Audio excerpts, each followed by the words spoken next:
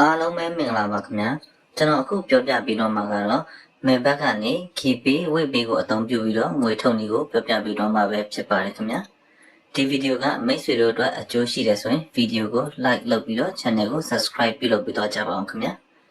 မေဘက်အကောင့်ဖွင့်ဆော့ကစား channel မိတ်ဆွေများကတော့ဒီဗီဒီယိုရဲ့ description မှာမေဘက်အကောင့်ဖွင့်ဒီဗီဒီယို link ထည့်ထားပေးမှာဖြစ်လို့ description link ကနေဝင်ရောက်လေ့လာပြီးတော့မေဘက်အကောင့်ဖွင့်ဆော့ကစားလို့ရပါတယ်ခင်ဗျာမေဘက်မှာငွေထုတ်တော့မယ်ဆိုရင်အရင်ဆုံးကိုယ့်ရဲ့ချက်လက် personal profile ဖြည့်ထားဖို့လိုအပ်ပါတယ်ခင်ဗျာဒီတော့ကိုယ့်ရဲ့ချက်လက် personal profile ဖြည့်နေကိုအရင်ဆုံးကြည့်ရအောင်ကိုယ့်ရဲ့ချက်လက်ဖြည့်ဖို့ menu ကိုနှိပ်ပေးပါ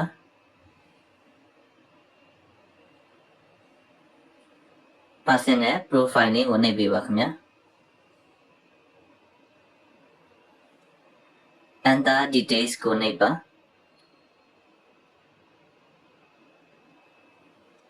ကျွန်တော်ကဒီမှာနမူနာအချက်လက်တွေဖြည့်ပြပါမယ်ခင်ဗျာမိတ်ဆွေတို့ကတော့မိတ်ဆွေတို့ရဲ့အချက်လက်အမှန်ကိုဖြည့်ပေးပါဒါမှမိတ်ဆွေတို့ငွေထုတ်လို့အဆင်ပြေမှာဖြစ်ပါတယ်ခင်ဗျာအပေါ်ဆုံးကစာနေဆိုတဲ့နေရာမှာမိတ်ဆွေတို့ရဲ့အလယ်နာမည်ကိုထည့်ပေးပါ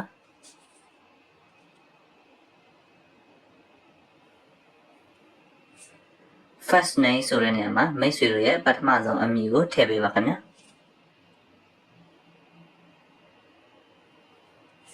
Patronum နဲ့ကွင်းစာကွင်းပိတ်နဲ့ if any လို့ရေးတဲ့နေရာမှာတော့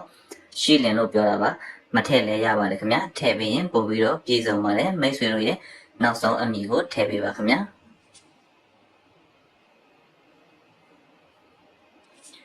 Date of birth ကတော့မိတ်ဆွေတို့ရဲ့မွေးလမွေးရက်မွေးနှစ်ကိုထည့်ပေးပါခင်ဗျာကျွန်တော်ကတော့2000လောက်ကိုနမူနာထည့်ပေးလိုက်ပါမယ်ခင်ဗျာ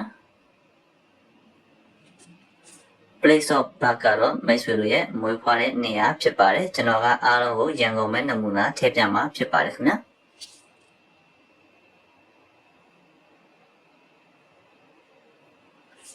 region ကတော့တိုင်းနဲ့ပြည်နယ်ကိုရွေးခိုင်းတာဖြစ်ပါတယ်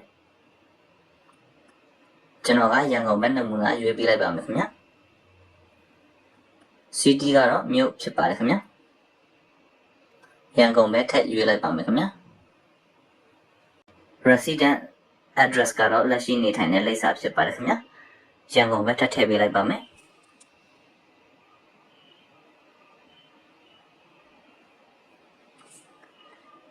ID document ကတော့ document type လေးကိုနှိပ်ပေးပါကျွန်တော်တို့ကမှတ်ပုံတင်နံပါတ်ထည့်မှာဖြစ်တဲ့အတွက် national ID card ကိုရွေးပေးပါခင်ဗျာ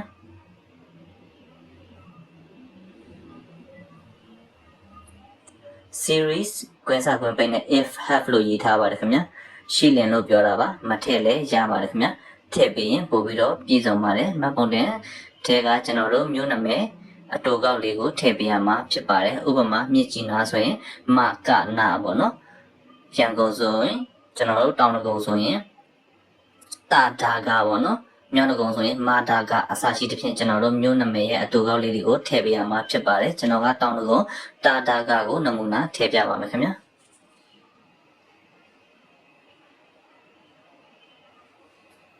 ကျွန်တော်တို့အရေးကြီးဆုံးအပိုင်းလာပါပြီခင်ဗျာ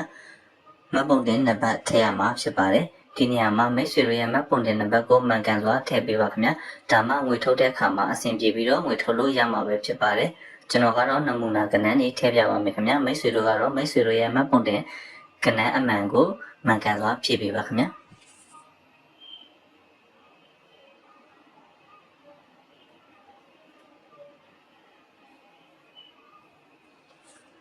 ကျွန်တော်တို့ date of issue ကတော့မှတ်ပုံတင်ထုတ်ပေးတဲ့ရက်စွဲဖြစ်ပါတယ်ခင်ဗျာအတိအကျမှတ်မိဖို့မလုပ်ပေမဲ့အနည်းဆုံးတော့3-5နှစ်တော့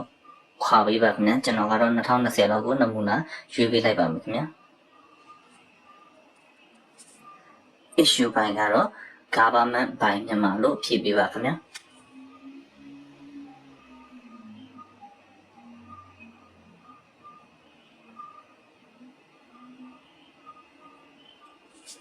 ကျွန်တော်တို့အချက်လက်အားလုံးကိုဖြည့်ပြီးသွားရင်တော့ save ကိုနှိပ်ပေးပါခင်ဗျာဒါဆိုရင်ကိုကြီးအချက်လက်ဖြည့်တာအောင်မြင်သွားမှာပဲဖြစ်ပါတယ်ခင်ဗျာကျွန်တော်ကတော့နမူနာဖြည့်ပြတာဖြစ်တဲ့အတွက်ပြန်ထွက်လိုက်ပါမယ်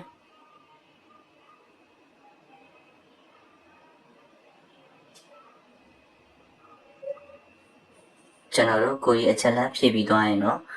ငွေထုတ်တဲ့လုပ်ငန်းစဉ်ကိုလေ့လာရအောင်ငွေထုတ်ဖို့အတွက်မီနူကိုနှိပ်ပေးပါခင်ဗျာ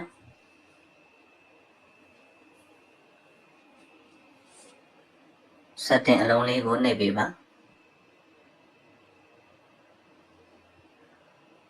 withdraw ကိုနှိပ်ပေးပါခင်ဗျာ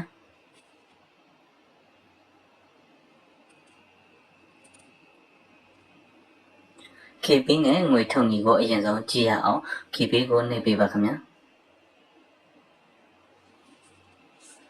ကျွန်တော်ကဒီမှာနမူနာအချက်လက်တွေကိုဖြည့်ပြမှာဖြစ်ပါတယ်မိတ်ဆွေတို့ကတော့မိတ်ဆွေတို့ရဲ့အချက်လက်အမှန်ကိုဖြည့်ပြပါခင်ဗျာဒါမှမိတ်ဆွေတို့အကောင့်ထဲကိုငွေဝင်လာမှာပဲဖြစ်ပါတယ်အပေါ်ဆုံးမှာငွေထုတ်မဲ့ပမာဏကိုထည့်ပေးပါခင်ဗျာ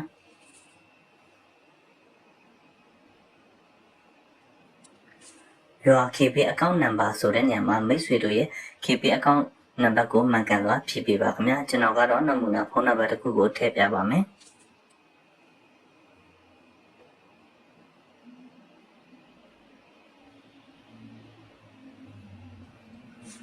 your KP account name ဆိုတဲ့နေရာမှာမိတ်ဆွေတို့ရဲ့ KP account အမည်ကိုမှန်ကန်စွာဖြည့်ပေးပါခင်ဗျာကျွန်တော်ကတော့နမူနာနာမည်တစ်ခုကိုထည့်ပြပါမယ်ခင်ဗျာ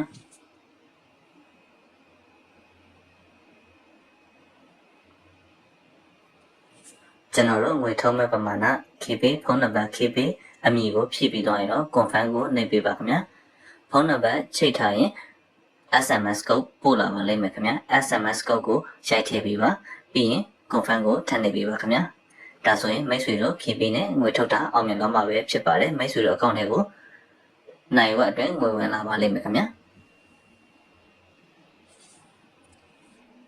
ကျွန်တော်တို့ဝေးနဲ့ငွေထုံတွေကိုဆက်ပြီးတော့ကြည့်ရအောင်ဝေးကိုနှိပ်ပြပါခင်ဗျာကျွန်တော်ကဒီမှာလည်းနမူနာအချက်လက်တွေပဲဖြည့်ပြမှာဖြစ်ပါတယ်မိတ်ဆွေတို့ကတော့မိတ်ဆွေတို့ရဲ့အချက်လက်အမှန်ကိုဖြည့်ပေးပါခင်ဗျာဒါမှမိတ်ဆွေတို့ဝေးအကောင့်ထဲကိုငွေဝင်လာမှာပဲဖြစ်ပါတယ်အပေါ်ဆုံးမှာငွေထုတ်မဲ့ပမာဏကိုထည့်ပေးပါခင်ဗျာ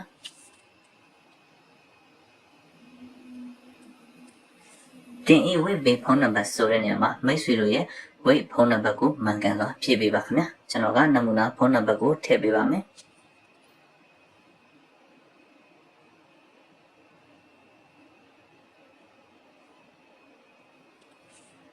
တင်ဤဝေးဘေးအကောင့်ကိုင်ဆောင်သူအမည်ဆိုတဲ့နေရာမှာမိတ်ဆွေတို့ရဲ့ဝေးအကောင့်အမည်ကိုထည့်ပေးပါခင်ဗျာကျွန်တော်ကတော့နမူနာနာမည်တစ်ခုကိုထည့်ပြလိုက်ပါမယ်